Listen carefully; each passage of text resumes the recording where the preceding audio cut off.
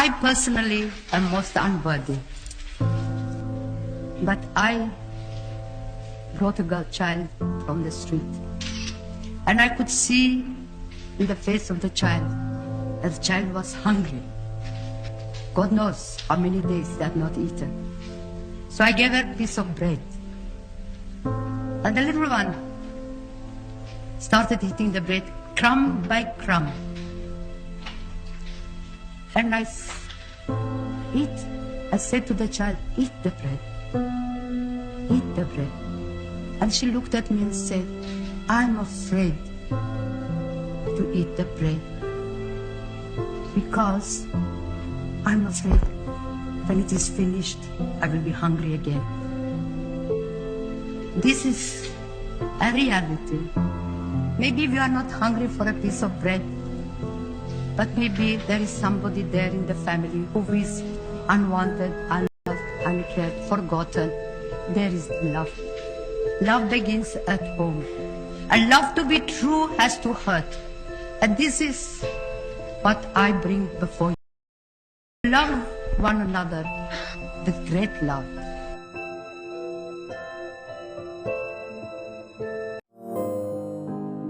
On the 13th of June, 2012, in Rome, a young woman died at the end of a journey with a grave illness. It's not a news story, but this case was special.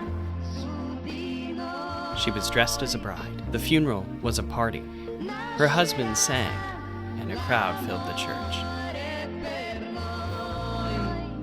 Her name was Chiara Corbella, and since that day, her story has touched millions of hearts. Why? At 28, Chiara was married to the man she loved and had 3 children. A romantic story with a tragic ending? Not exactly. Chiara married Enrico after 6 years of a difficult engagement. Surely God wanted him for her. 2 children arrived quickly. The first, Maria Grazia Letizia, and 1 year later, David Giovanni. Both had different grave birth defects that weren't related to their parents' genes. Their condition was incompatible with life, but as Chiara says, not incompatible with eternal life. God taught Chiara and Enrico to accompany their children on their way to Him. That's something worth living for.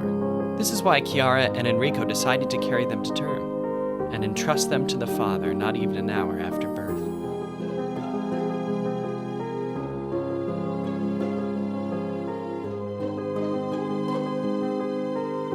Some people saw it as a curse. Many people around them didn't understand and left them. Others came to them attracted by the faith and contagious joy of these 2 spouses. Chiara and Enrico experienced it all as a blessing. God watched over them and held their hand.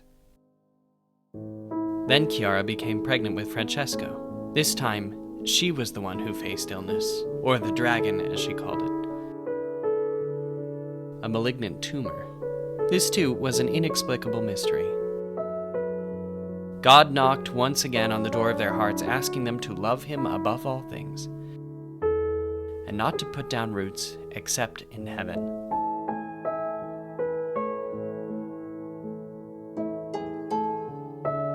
For Chiara, her son's life came before anything else. She couldn't put him in danger. After a first medical intervention, she postponed the second as long as possible so Francesco could be born without risking his life. When she began treatment again, the dragon had already sunk its claws too deep, and in less than a year, Chiara's death was imminent. Father Vito, the Franciscan friar who had spiritually accompanied them right from the start, said, Chiara didn't die for Francesco. She gave her life to Francesco. The group that formed around Chiara and Enrico got bigger and bigger. They prayed for healing, but Chiara knew that a real miracle is a heart prepared to do God's will. One step at a time, one day at a time.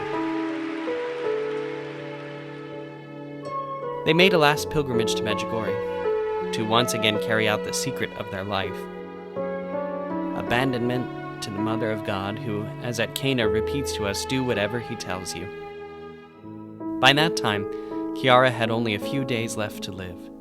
Her life and her legacy are contained in a profound and terrible question. She asked her husband, "What is more striking, a woman healed from a tumor, or a father happy with his baby without the mother?"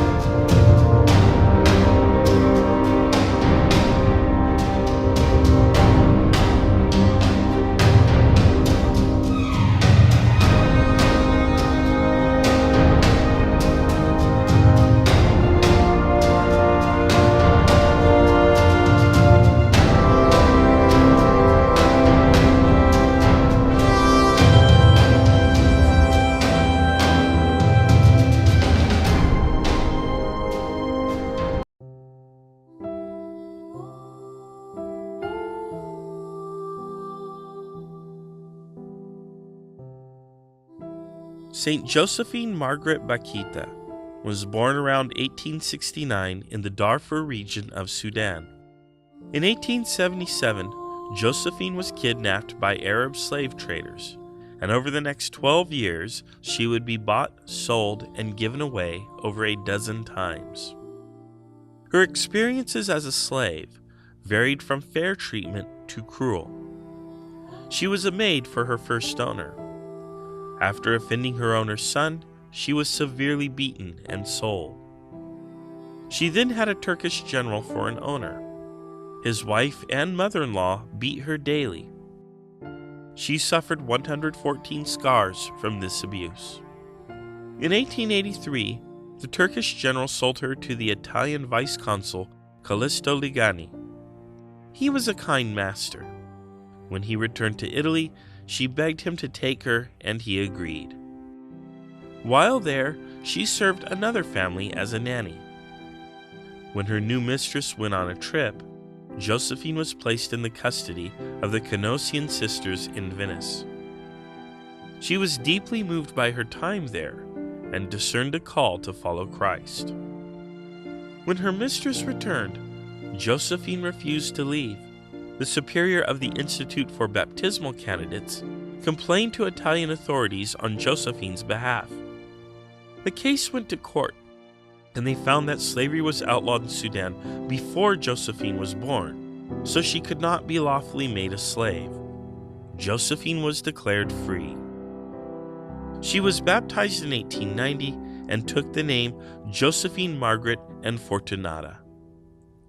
Josephine became a novice with the Canossian Daughters of Charity religious order in 1893 and took her final vows in 1896.